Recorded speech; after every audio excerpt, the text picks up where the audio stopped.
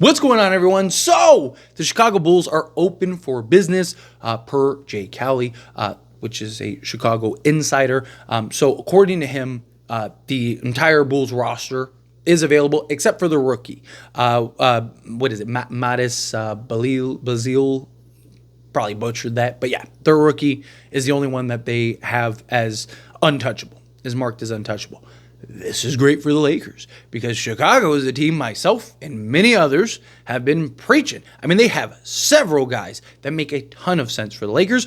Obviously, Zach LaVine, big Zach LaVine guy, go get Zach LaVine. I still think if you can get Zach LaVine, you should get Zach LaVine. That's just me. But beyond that, Nikola Vucevic is somebody that has been heavily linked to the Lakers. You have Ayo. I'd love to get Ayo. Talked about that heavily. You got Kobe White. I don't think he would be a bad acquisition. I would personally, and this is just me, I would rather get Ayo than Kobe White. Kobe White is probably the better scorer, right? Like bucket getter. But I just think Ayo's the better all-around player, and he's the better defender for sure. So I think he gives you the playmaking, the scoring, the defense, all the things that you would need on a team like that. Plus, he's young still. You'd slot him, be your combo guard for now in the future.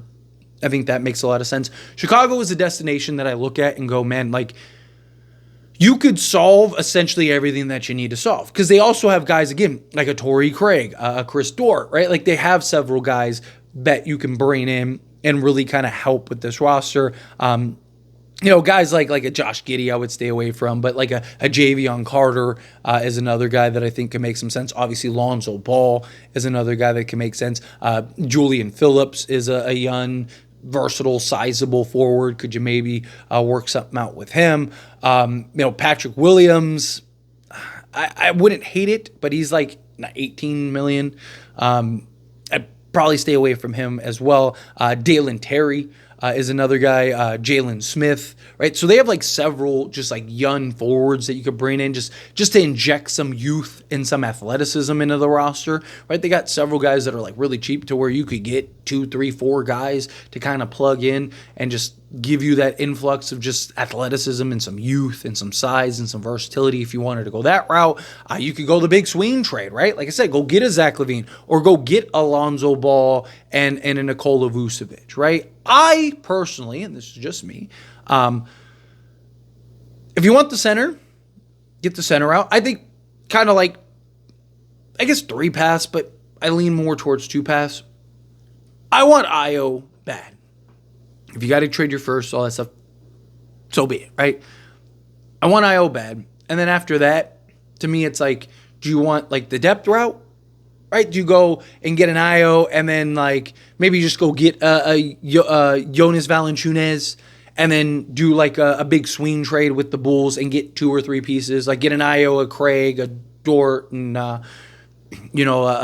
whatever, Smith, something like that, right? Like, and get 3, 4 guys from Chicago, right? So you get the $10 million center, and then instead of going and getting a $22, $23 million guy, you go break that down into, like I said, 3 or 4 pieces, 3 or 4 players that you can kind of work out and kind of better the depth and overall versatility of this roster. You probably have to find other teams to get involved in something like that because unless you clear off some salary to like waive a guy or 2 if you needed to, but it'd be a nice way to kind of round out your roster, especially if you, instead of doing like a trade where you're doing like a 3-for-1 swap or something like that. I don't hate that idea. The big one would be like, again, you go get like a Nikola Vucevic, so you solve your center position, and then go get Lonzo Ball. And now you got your athletic point of attack, versatile style guard. He's looked very good these last few games, starting to looking like he's coming back into his own a little bit here.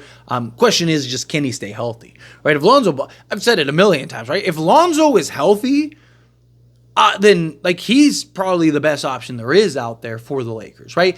I've said if you could get a 80% version, 70% version of pre-injury Lonzo, just him by himself might make the Lakers a contender, right? Not counting anything else. Right? Like just add him to this team because of all the things that he can do.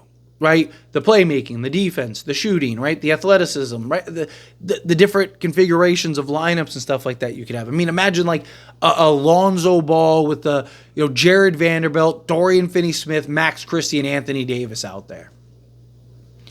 Your shortest guy is what, Lonzo and Christie at like 6'6", like 6'6", 6'7", like it's great. You got athleticism, defense, switchability, everything, right? Like that makes a ton of sense for the Lakers.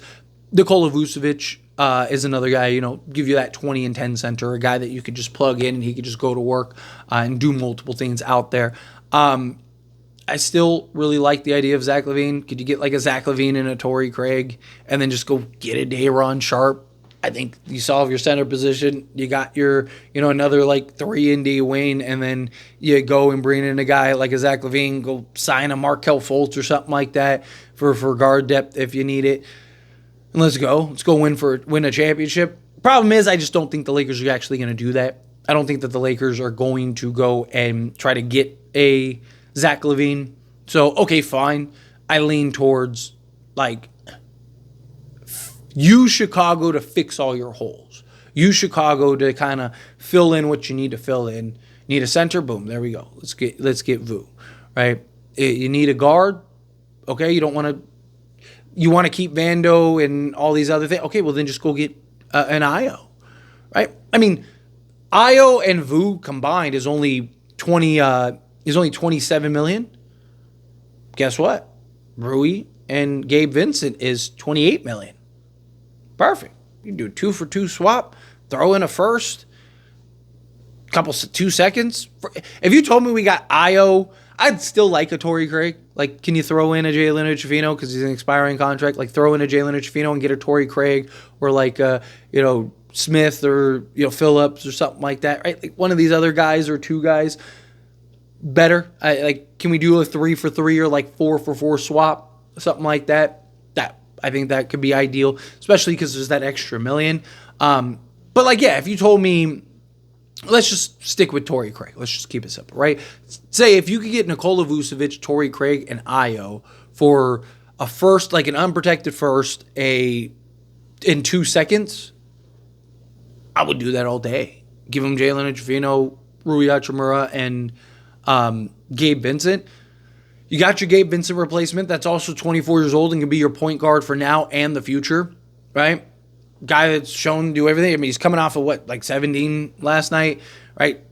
Great defensive game, all that, and help beat Denver. Him and Zach LaVine just torch Denver, right? Bring me a guy like that. Now you replace the Gabe Vincent, and then you also get your backup center. Oh, and you just got another 3 in D Wayne. Right, a veteran one that has been there and been in the league and has been there and done that and done multiple things out there on the basketball. I don't hate the idea. I really do. I like the idea of kind of going that route, going that direction. To me, it's just like if you can leverage Chicago, because the Lakers have clear needs, right? Can we get a point of attack guard and can we get a center? Chicago has all of that. Everything else would just be kind of icing on the cake, like a Torrey Craig and things like that. Like that would just be icing on the cake. But can you still get the icing? Can you also get a cherry on top, right? Like how far can we go? Obviously, it's got to be within reason.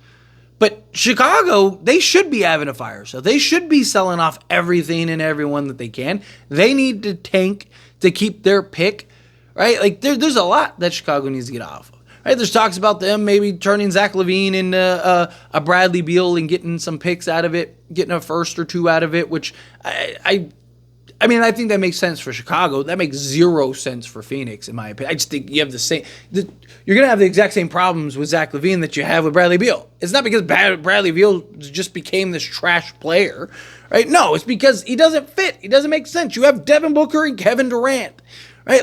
Maybe it'd be a little better because Zach LaVine, I think, one, is a better player. He's more athletic. He's bigger, and he's better off ball, particularly catch and shoot 3-point shooter.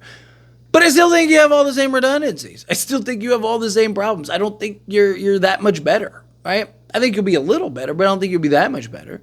And so to me, it's just that doesn't make sense. But from Chicago's standpoint, it's we're not trying to win anything. We're not trying to do anything for the next 3 years. We can just keep Bradley Beal and just let him stay on the books for the next few years. We get 2, 3 firsts in the deal, right? Like, yeah, that sounds pretty good to me. And then, you sell everyone else off, and then there we go. You figure it out, right? Well, the Lakers might be able to kind of get in and capitalize on that. I really think Chicago is the answer. If obviously, again, price and cost is everything, right? Like, you got to be able to make the right moves at the right prices. You don't want to heavily overpay for anything. If you can get the right pieces, right? Like, if you, like I said, if you could get an Ayo, a Torrey Craig, and Nikola Vucevic, and if you slightly overpay, I can live with that. Because, again, you're getting a young guard for now and the future, right? You got a two-way guard that you have for the next 10 years, and then you're getting that veteran 3-and-D Wayne, and then you're getting your center to go for it now, right? So, like, instead of, like, 2 seconds, let's say it's like a first, a pick swap, a second, and whatever, right? Like, okay, like, yeah, sure, maybe it's a little overpay, but if you win a championship, is anyone going to care? Is anyone going to be like, well, but the Lakers overpaid? Like, no, who cares? You won, right? So it's kind of my thought process. But anyway, as always, this is a discussion, and I pass the question to you. Let me know your thoughts and opinions down in the comments below. What do you think? How do you feel with your thoughts? Do you agree? Disagree? Kind of mix in the middle? Do you think Chicago? Yes, go to Chicago. Get it done with Chicago. However you feel, whatever your thoughts are, love to hear it. So let me know down in the comments. That being said, if you haven't liked this video, hit that like button. Helps me a lot. Lets me enjoy these types of videos, and I truly appreciate it. Not subscribe channel, hit that subscribe button. Turn on the bell notifications. Appreciate y'all. See you in the next one. Thank you.